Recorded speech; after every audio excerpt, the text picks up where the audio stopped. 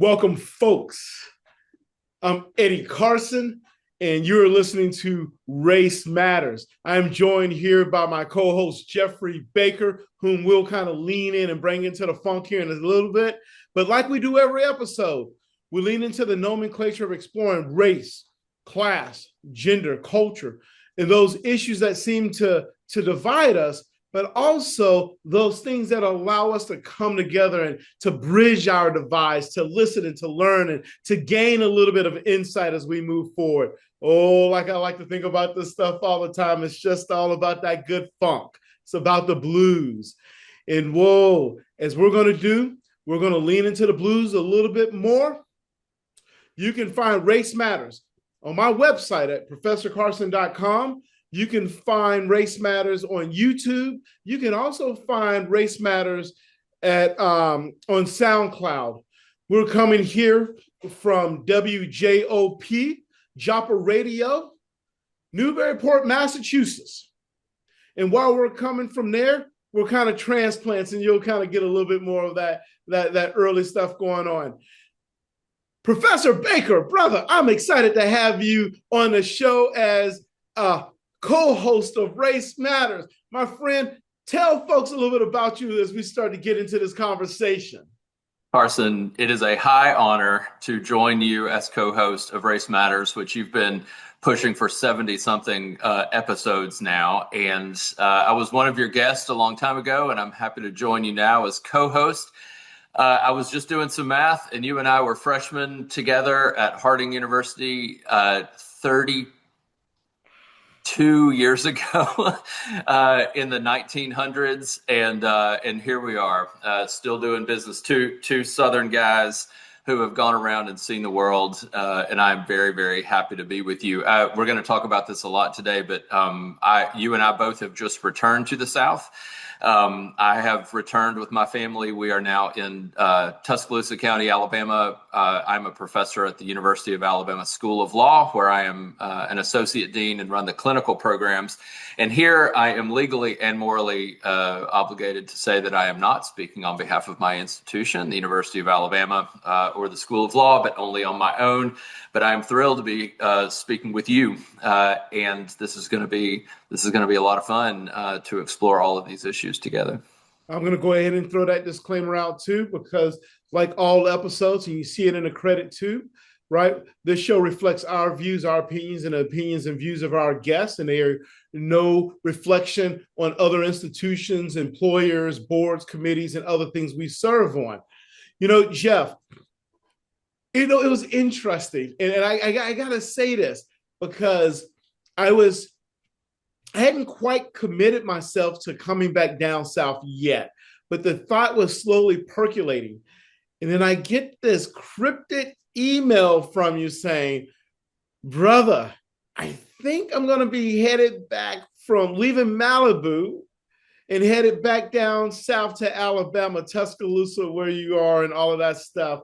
I mean, was that hard for you? Because I'll tell you my thoughts in a second, but kind of leaving one place as a transplant and coming back to the South as a Southern folks that we are? It is part of the great American tradition for people to go west to find their fortune, to find their adventure, to seek glory. And we had that experience. Several years ago, now a little bit over 12 years ago, we moved from Alabama to Los Angeles. I was at Pepperdine University and worked at Caruso School of Law, lived and worked in Malibu, basically raised, my wife and I raised our daughters in California. And I want to talk about that motivation and what that was about in just a little while. But we had that extraordinary experience. And then our girls, after growing up in Malibu, they both launched off onto their own trajectories. One of them went to college back in the South. She never wanted to go anywhere else. And then our second daughter went to college in New England. By the way, I'm very happy to be broadcasting to the good people of Massachusetts and its environs with a lot of love for New England. And when our daughters launched off, our center of gravity moved. And at that point, and I'll talk more about this process, it was time to come home. We really wanted to have, and in time, we really needed to leave. We needed to leave the South for ourselves. We needed to go explore a new place. We wanted to live in a different way and explore some new ideas and new communities. And we had a sense that for most of our adult life in the South, we had been in a fighting stance. We had been in a defensive posture. We were stressed. We were bruised. There's lots of reasons for that, which we can talk about. And going to California was liberating for us. It was an extraordinary experience. It rejuvenated us. But even then, we started to see how the South and California and much of the country, these are just variations on American themes. And we started to see injustice and frustration and imperfections in California, just like we saw in the South. And it was time for us to come home. Number one, we were going to be closer to family, which we are. And number two, I always kept feeling the deep burden of my deep love for the South. And part of that great American adventure is leaving, exploring, migrating.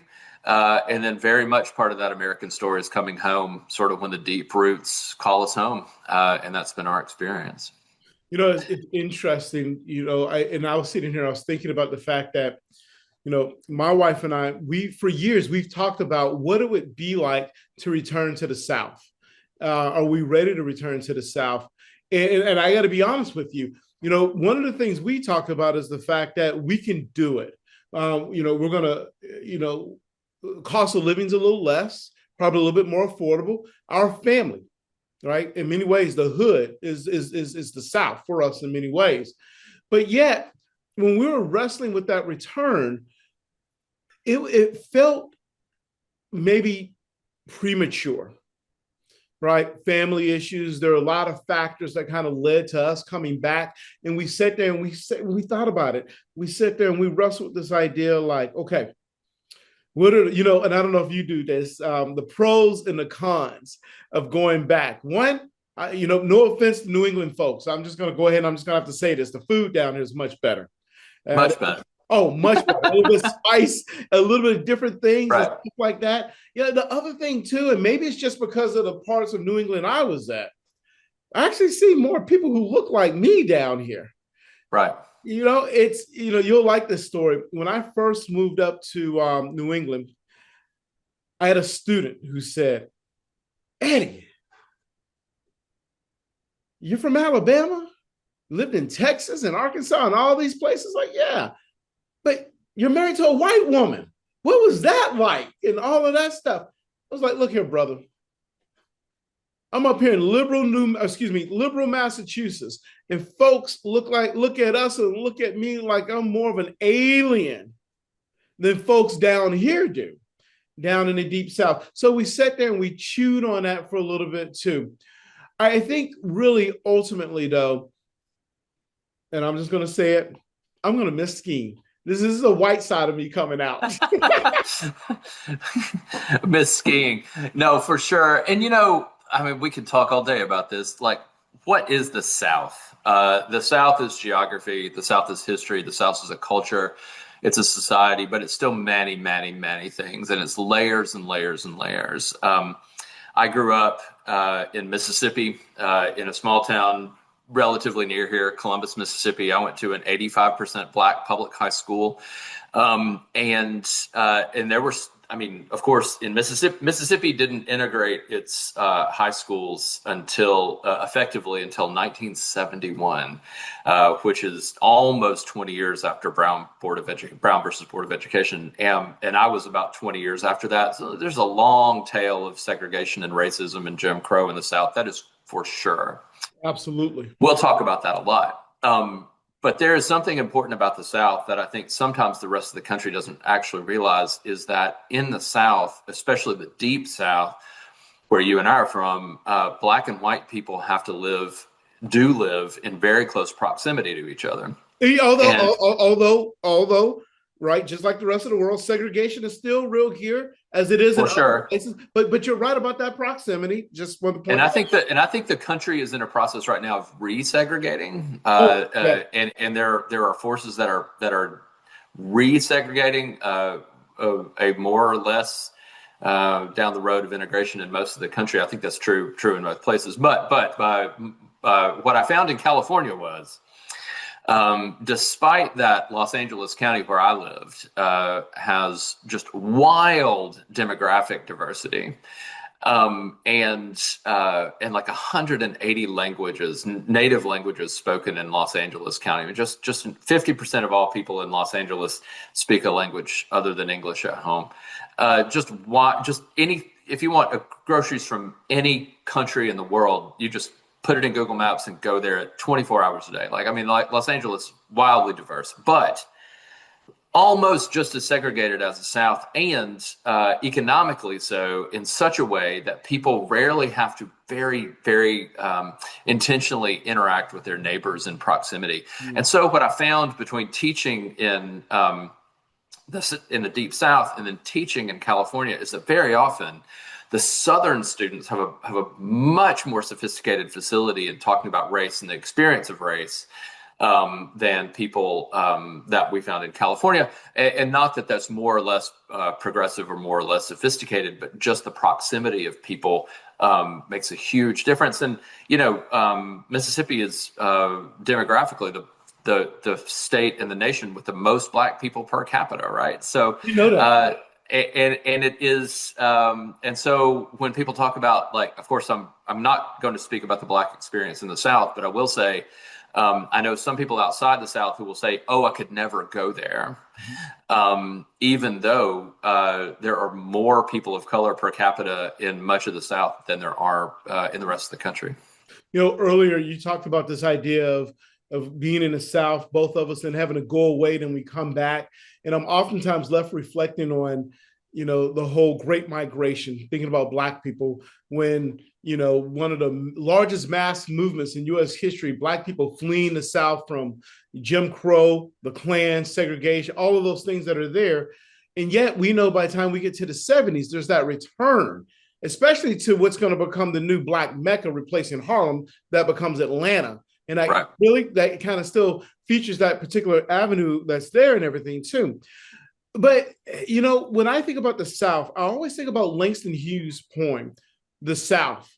And in Langston Hughes' poem, it's just absolutely outstanding. And folks, if you've never heard it, if you've never read it before, read it. Langston Hughes talks about the fact that he had this mistress, and this mistress was called the North.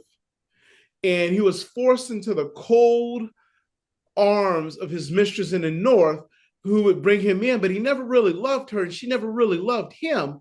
But yet he never really was convinced nor sure that his Southern woman, his Southern mistress, was going to embrace him the same way. So he's left to flee. Then think about that return back down too. That is a poem, my friend, that I've thought about for a long time. And one of the things that my wife and I do is we're constantly taking notes on those experiences too. One of the things for us is when we were leaving from Massachusetts, from Texas, people told us, "Oh, y'all are going to be perfect up there," thinking about y'all attitudes, your beliefs, how do you feel about a lot of stuff. And then on the other hand, folks were like, "Why would you move to the greater Boston area? Those are some of the most racist people on the planet. Aren't you afraid?" And it was vice versa, thinking about the folks up there looking back down here. And I doubt, right? Because I think even the areas you're in were just so super diverse, people probably didn't have those kind of attitudes, particularly about the South.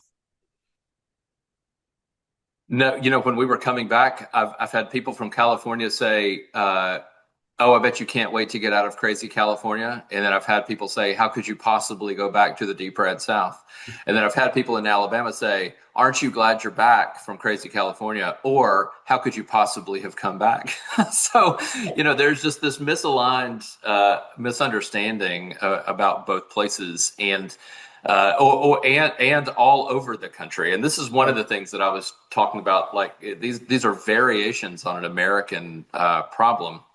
What happened in the Great Migration to Los Angeles, and let me give credit where it's due. Isabella Wilkerson's book, "The Warmth of Other Suns," is a just canon Yes. on this history. Um, uh, there, Los Angeles prides itself on never having been segregated in a Jim Crow style de jure segregation. But what happened in the booming of Los Angeles, especially from the 1920s until the 19 really until the 19 late 40s, post-war year 50s, segregated itself through racially discriminatory housing covenants. So it wasn't public law, it was private law. And so a landowner could, a real estate developer would develop an entire, tracts and tracts, hundreds of homes, and write into the covenants that they could only be sold to white people, however that was defined. And then it became a breach of the covenant that would be enforceable against a buyer or seller if they sold the house to someone who was not white. And that's what created the ghettos of Watts, of Compton, of other for black people, but for Mexican American people, it was Boyle Heights and East LA and other things. And so Los Angeles segregated itself economically and by contract law. And so when a lot of these folks were trying to escape Jim Crow South, they did. But they found themselves in a place that was much more polite about its white supremacist segregation. But it was white supremacist segregation nonetheless. Those were struck down largely as unconstitutional by the late 1940s. And there was actually a school integration case called, I believe it was Martinez in 1947 or 1948, that integrated California schools, but California schools were still segregated by race, at least through the 40s, less than a decade before Brown versus Board of Education. So we see that these experiences are really American. They're just in their flavor, right? And I went to, and everyone should go to the National Memorial for Peace and Justice, which is the Equal Justice Initiative memorial to lynching victims. And there are these chilling columns that are hanging throughout the memorial by county throughout the United States of where people were lynched. And there is a column for California, right? Because these things are purely American. They're just distilled and manifest in different ways. And that was one of our big lessons coming home. That was one of our big lessons moving.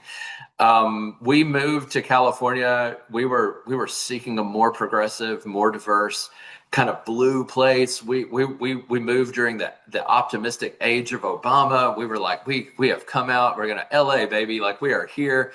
We're gonna raise our daughters in this wildly diverse and progressive metropolitan global city. It's gonna be extraordinary. And then pretty soon, like, America caught back up with us, and we realized that we're in this like retrenching, revanchist moment.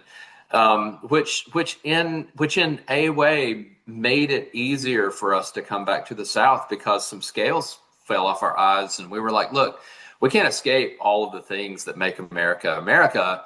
And at some point we're going to need to get back into our community to try to be bright voices in a place that we know and love. And I know Alabama as well as I know any place in the whole wide world. And so why not come back here with my folks and try to do good work in this place?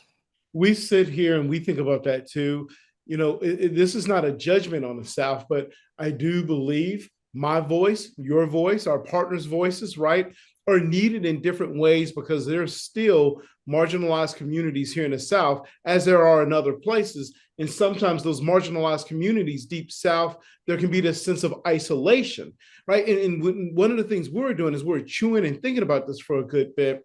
We're wrestling with this idea, though, that we thought we were going to a place in New England where super progressive, super opening, and all of these things that are there. And again, not a criticism, folks. And I'm not saying that. And I don't want folks to think this too, because, oh, I fell in love with the Newburyport area and some areas in New England. People welcomed me with open arms and we engaged. We broke bread and different things like that. But I also discovered too that there's this notion that made me really uncomfortable. This notion of white liberalism, the white progressivism, the fact that I can't be a racist or I can't be this, I can't be that because I'm from Massachusetts. I have my pride flag, my Black Lives Matter flag out there, and I've lectured and I've spoken on this a good bit too. And yet that becomes a sense of a falsity because even for me, for a while, I got sucked into it until I started to discover a couple things. Case in point, you were talking about segregation and the ways in which California really became one of the earlier, even before Brown v. Board of Education and addressing these matters, where in New England, folks were okay with people of color until you moved into the neighborhood. There are a lot of initiatives that were put in place, a lot of excuses to keep communities from building affordable housing. Target's okay. Well, you just can't have a Walmart because it attracts certain kind of people there. And I became really just frustrated, kind of learning a little bit more about this. Then you start to hold these conversations and you engage with folks, and they'll tell you, well, you know, it's okay. We want to really mend. And then they struggle.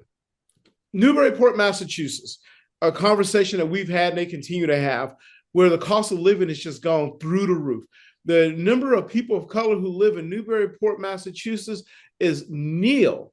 And so on one hand, white folks there will say, well, look here, brother, I'm a white person and I can't afford to live here in Newburyport, Massachusetts, right? So I don't know what to say about people of color who can't do that as well. But yet some of the wrestling match, even my conversations with the mayor there was that, but what can we do to make this happen? Because it feels beyond gentrified. It feels sort of sundown. It feels disinviting and uncomfortable, especially for someone like me who people seem to know. So I'll raise you and I'll see you, Malibu, California, which may be one of the most affluent places in the whole wide world, and just absolutely unattainable place to live without some very particular circumstances or just really, really great wealth. I mean, there are some examples of people who have just been there for a long time and live on family land, but you know, the wealth is extraordinary. And your sort of illustration about Target and Walmart in Malibu, when we first moved there, there was a knockdown, drag out 10-year fight that went up to the California Supreme Court and then got knocked back from the U.S. Supreme Court over the policies that would permit or not permit a Whole Foods. And Malibu there were many people in Malibu who were vehemently resisting Whole Foods because they said it would destroy the character of the community. And one of the more hilarious critiques I heard in that campaign was that we don't want to become Santa Monica. And for anybody in the world who knows the two places, like Santa Monica is like a phenomenal place. But it's also, it has some economic diversity. It's more crowded.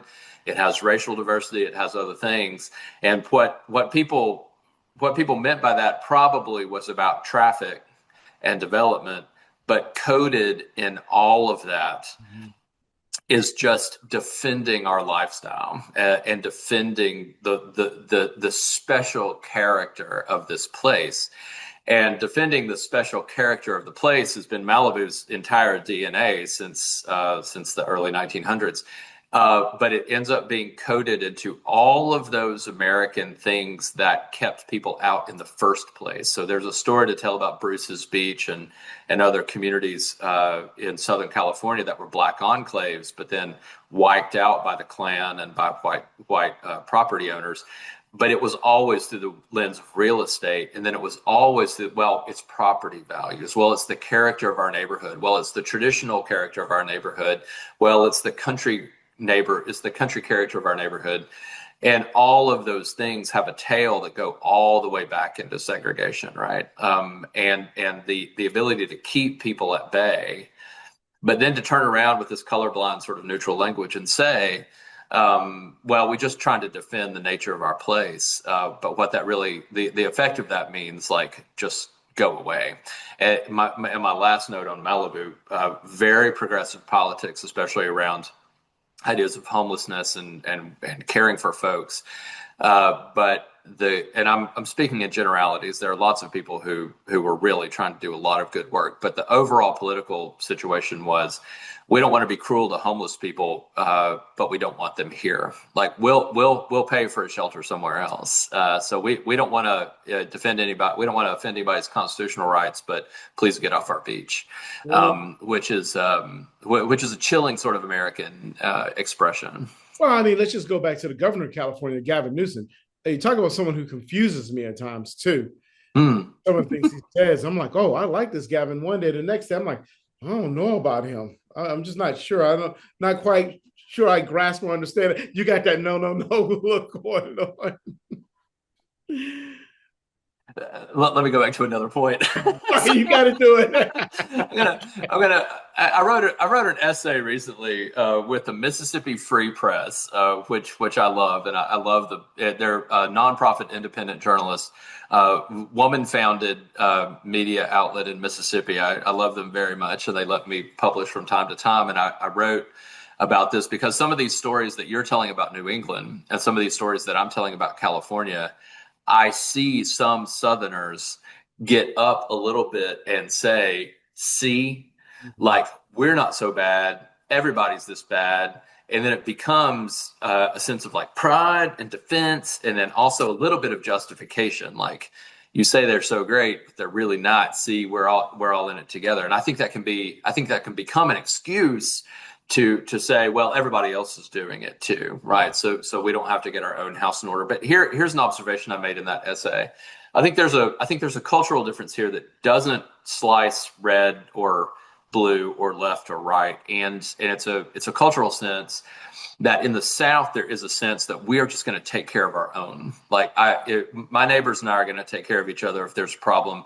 And there's deep interpersonal and including interracial, like, care and generosity and hospitality, like this person to this person. Like, I will take care of you. If I see somebody on the side of the road, or if I'm on the side of the road, anybody could stop and help me. And there's a sense of that, right? But there's a deep distrust of public policy, or of changing our way of life, or of using the government to move progress. In the South, this proximity and this neighbor culture, like, holds everything together, but there's real distrust of anything from outside the South or through public policy. And in California, there is a deep trust in public policy of progressive, back in the progressive era, like progressive era politics. Like, we're going to trust the government. Like, we can tweak it, we can tweak policy, we can make our life better and better.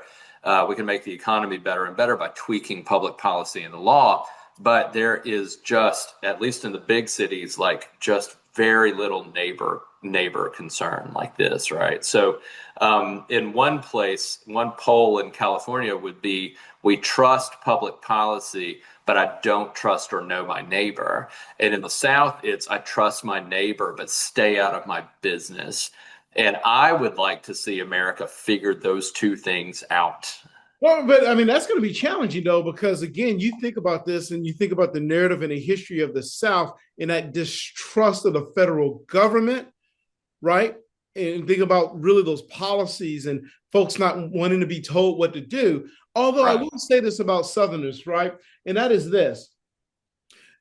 We were now in this kind of different age now where the federal government is kind of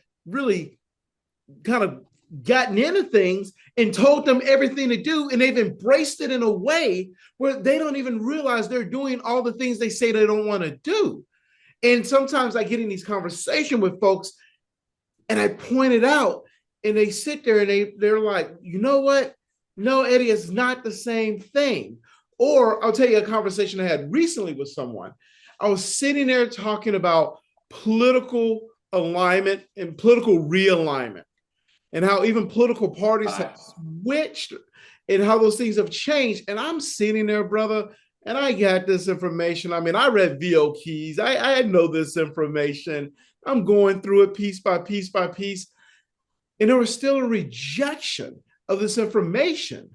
And, and that brings me to this one thing I was gonna share with you, and that is this. One of the challenges, though, for us being down south, there's a lot of joy being closer to family, the food. I will miss skiing, but the weather's been quite nice, and I won't You have. can travel.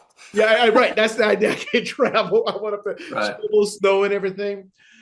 But one of the things that has been eye-opening for us, though, are things that we value.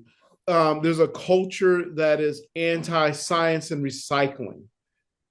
And I don't know if you've experienced that, but we've experienced that, and we're trying to grasp that. How many Confederate flags can you display, and why are you displaying these Confederate flags in the ways you're looking to display them? Particularly, this is the 21st century, and there's enough information out there. And then the last thing, and this is meant to be comical, no judgment. I'm not sure if there are more churches or Dollar Generals down here. We're still trying to figure that out too, as we made that return. I think churches, but it's close, and they're gaining. Well, who's gaining? The churches or the Dollar Generals? The Dollar General. Oh yeah, there are a lot of Dollar. I'm telling you. And churches might be losing some ground. No, it's Flannery O'Connor, calls the South her Christ haunted South, and there was a study published this week that says that Alabama, somewhere between 75 and I think it was 82, I can't remember the exact statistics, said that this many people identify as Christian in Alabama, which makes it the most self-confessed by population percentage Christian state in the country. Wait. Is this more than Utah? Yeah, more than Utah. Yeah. Okay. And so overall over the entire population, and that's complicated. I'm a Christian. I grew up in the Churches of Christ. I'm in the Episcopal Church now. We've walked a long way in our religious and spiritual journey.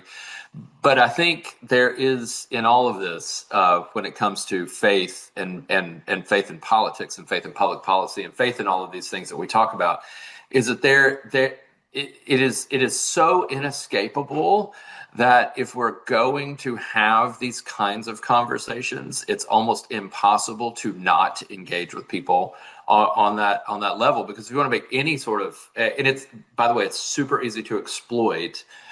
But that is the besides college football, that is the native language of the South. And so if you're going to engage in these conversations, whether one is a believer or not, or observant or not, to deal with the culture of the South and the racial politics and everything else in the South, we have to dig into those forces of oppression and forces of liberation, right? Because there have been plenty of churches and politicians and everybody else who have used the church and used scripture and Christian thought to oppress and to justify oppression, to justify racism. But then also the movement of liberation and the civil rights movement, all of these liberation movements actually originated among people of faith in the South too. So it is part of its deep complication. What's the one thing that has surprised you since you've come back, being out in California, out west for a period of time? I know for me, it does feel different. I think part of it may be just this political thing that's going on in the country right now, that people have kind of really gone into their corners. You go up to Massachusetts, people are in their corners there, right? Here, people are in their political corners here. And I feel that more than when I was living here, right? Because just like you, I went on my sojourn as Obama, during the age of Obama, but I was here during, W. And it didn't feel like this during W. It's just different. Right. Mine will be a little bit more pedestrian and personal than that. And this should not have been a surprise. I think if there's been a surprise, it's an internal surprise at how I feel. And this is no one's fault but me. I'm saying this confessionally. I have felt some judgment toward people who have never left. or who have never imagined leaving. And I met people like this in LA too. I mean, we had friends who had never lived outside of LA County and didn't want to for generations, and their kids weren't going to, and they looked askance at the whole rest of the country. So this isn't a Southern problem. But I think that if anything, it has surprised me is my feeling about that, because I just want everybody to see the world in a much broader way. And of course, your experience and mine are going to be different for some obvious reasons, but I'm coming back to a place very near where I grew up. And I think I haven't been that surprised by much. I will say I had fantastic Thai food today in Birmingham, and that's just fantastic. I So mean, all hail the Thai community in Birmingham, right? I because mean, and I want the rest of the country to know that it exists, right? So there's some pretty great it's things. it's interesting too, because even in New England, I'm constantly telling folks, we have culture, there's education, not everyone, right? All those stereotypes, those tropes that really kind of define a region. Again, I can't speak for California, but they definitely exist in New England, and you try to break that mold. But yet, even here in the South, you try to break that mold again about those perceptions of New Englanders too. But that goes back to a wonderful point you made, my friend. And that is this: being from Alabama, I know a lot of people who have never lived more than 30 miles from where they're born, don't know what the rest of the world looks like, even in this age of social media, internet, all of this stuff, because again, you can't get that same vibe unless you've experienced it. And it's kind of that almost that reciprocal element that's there. You being in Alabama, and you can delve into this a little bit better than I can. The notion, and my bad, not only being in Tuscaloosa where you're at, but also the fact that you too have lived in Montgomery, as I have. The attitude was, well, people in Montgomery don't leave. Their family, they all go away. If they go away not long and they come back and they stay there, if they ever leave, some just stay there and they go to school there. And you get this kind of reciprocal element of belief and attitudes. I can't speak for Birmingham. I think Tuscaloosa, where you're at, it's a little different because of the university. But yet, when I think about those things too, I think about a place like Huntsville, Alabama, which in my mind is the only place in the state of Alabama that's really different culturally. Tell me how wrong I am. I think you're just a little bit wrong in degree. Huntsville's my hometown. That's where I was born. I didn't grow up there, but I still have a lot of family there. And Huntsville is different in the sense that it does have people from all over the country there because of NASA, the Army, Absolutely. now Space Force, the FBI. It is now the largest city in Alabama, which is wild because it had about 15,000 people in 1950. And Huntsville, just as an aside, I don't know how wrong you are, but this is an interesting aside. Huntsville, the city of Huntsville is probably purple politically now. Most of North Alabama is still deep, deep red, extremely conservative, even reactionary politics. And yet the whole place is built on federal spending, which has Back to our always been earlier one, point. right. One of these dualities of needing to depend on the Army and NASA and the TVA, and now the FBI and Space Force and a whole defense industry. Everybody lives off of federal spending in Huntsville, Alabama, and it's North Alabama's congressional district is just like vehemently anti-Washington, which is always just a fascinating thing to me. I'll turn a corner though and say being in a university town does make all the difference. I mean, University of Alabama has 42,000 students, and the city of Tuscaloosa has about 110,000 people. The county has about 250,000 people. So 42,000 students is a huge, gravitational pull. And I was just walking across campus yesterday, and I watched an evidently African woman professor teaching engineering students on the lawn in the engineering quad at Alabama, and I saw Greek frat and sorority kids going by. I saw white nerds. I saw black nerds. I saw hijabi nerds. I saw I saw black girls on skateboards. I saw, just the I love whole it. spectrum of like humanity. I saw like obvious gay kids, and I saw Turning Point USA kids, and I saw just like the whole thing, and I was like, this is America right here.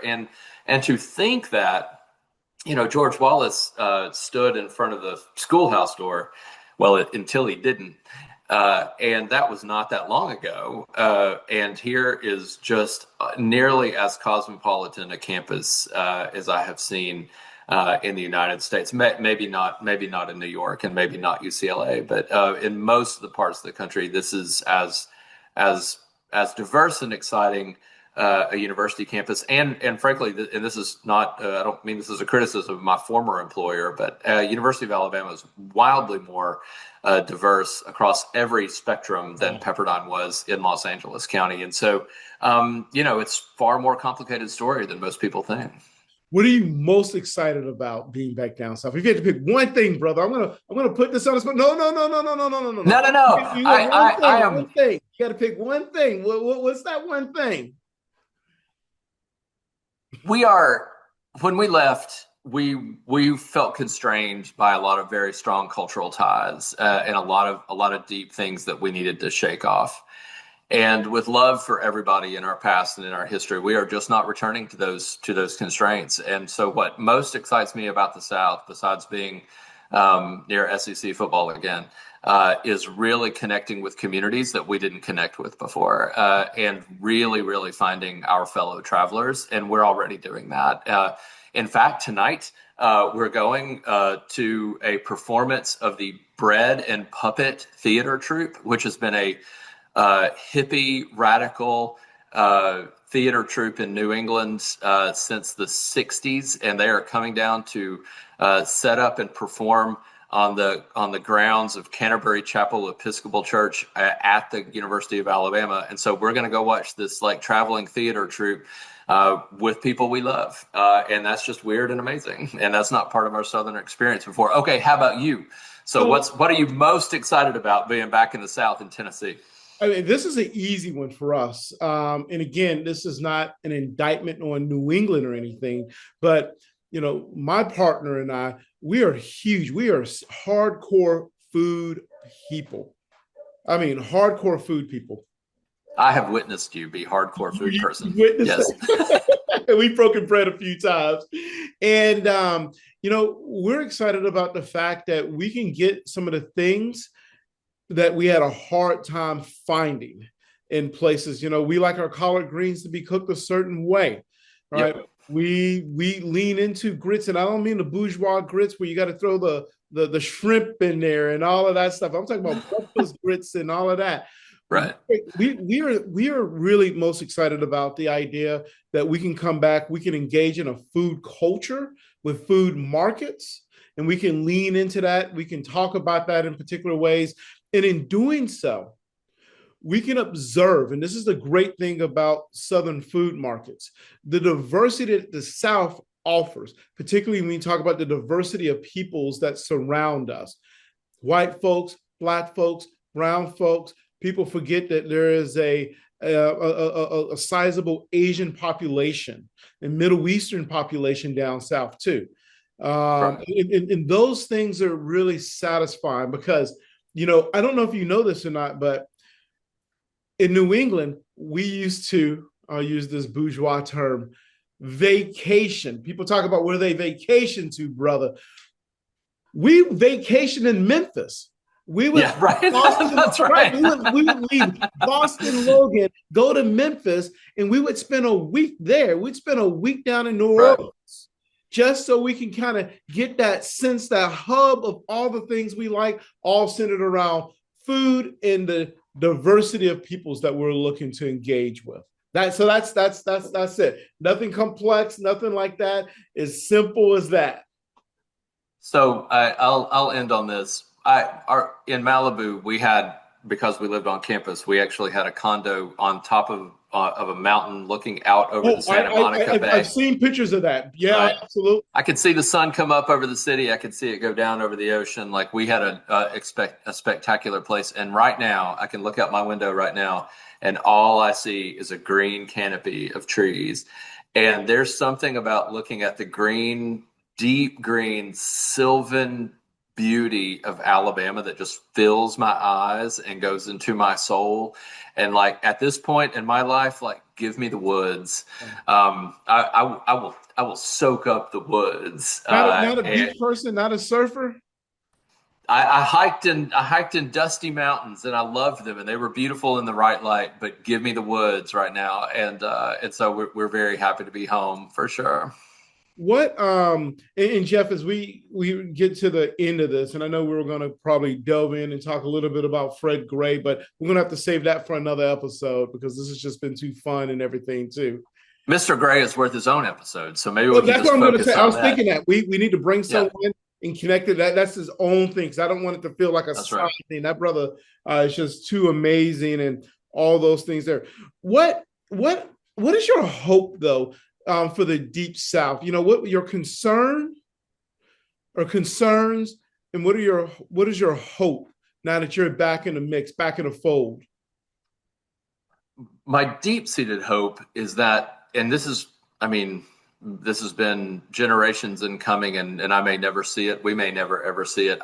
My deep hope is to see the actual profound neighbor love that people genuinely have for each other in a very hospitable way began to find traction in more compassionate public policy and more creative thinking about public investment in schools and homes and criminal justice and all of these things, that we can translate the love that people have in the South for their neighbor into less reactionary politics. And I think that has to be the hope of the South. How about you? You know, I'm going to lean a little bit in that same direction with you. Again, speaking for myself, this is my own personal opinion. I feel the South is deeply ideological and deeply embedded, in particular, kind of a cultural politics that has long kind of defined the South. And a lot of that has to do with what we talked about in terms of the migration and people leaving, coming back, and different things like that. You know, it's my concern is that having conversation with folks here, that there are many who are unaware of that political ideological idolatry that's kind of really usurped their own beliefs, even in faith in God. That's kind of really become that structural normality in terms of who they are. That's my concern. And I think that's been there, and we can kind of track the history of where that comes from. That's not a recent phenomenon whatsoever, but it's deeply concerning, and I see it more so. I mean, the gravitas of it is just overwhelming, and I feel it quite a bit. That being said, I have a hope that we have moved forward in a way away from the days of Governor Wallace down in Alabama that you talked about, where folks can see a black man like me marching down the street with a white sister that I'm married to, and we see that all the time, and it becomes the norm. Whereas at one point, maybe it wasn't. People assume you had to go to LA, New York, Uh, right? Well, I was going to say Boston, but I don't know if Boston really works with that example, but you get my point there too. And so that's what I'm hoping for. That's right. That's right. We have to wrap up, but I will say this. You mentioned Fred Gray. You and I have had some experience with the Fred Gray Institute for Human and Civil Rights. I'm a fellow this year with the Fred Gray Institute. Mr. Gray is a legendary and profoundly important civil rights attorney who is 94 years old now and still practices in Tuskegee, Alabama. Mr. Gray was Rosa Parks's lawyer. He was Dr. King's lawyer. He was the lawyer for the Montgomery bus boycott and the Selma to Montgomery march. He was the lawyer for the Tuskegee syphilis study for one person, one vote. Like the man has probably done more to shape American law than many others have in the last almost century. And Mr. Gray always says this when we're talking about these big stories. He says to everyone, so what are you going to do? That's always his last question. You can talk about, he's a man of great faith, but he wants to see faith in action. And so we'll talk more about Mr. Gray and the Institute as we go, but I think I'd like to leave that as my last thought today, that we have to live with every day.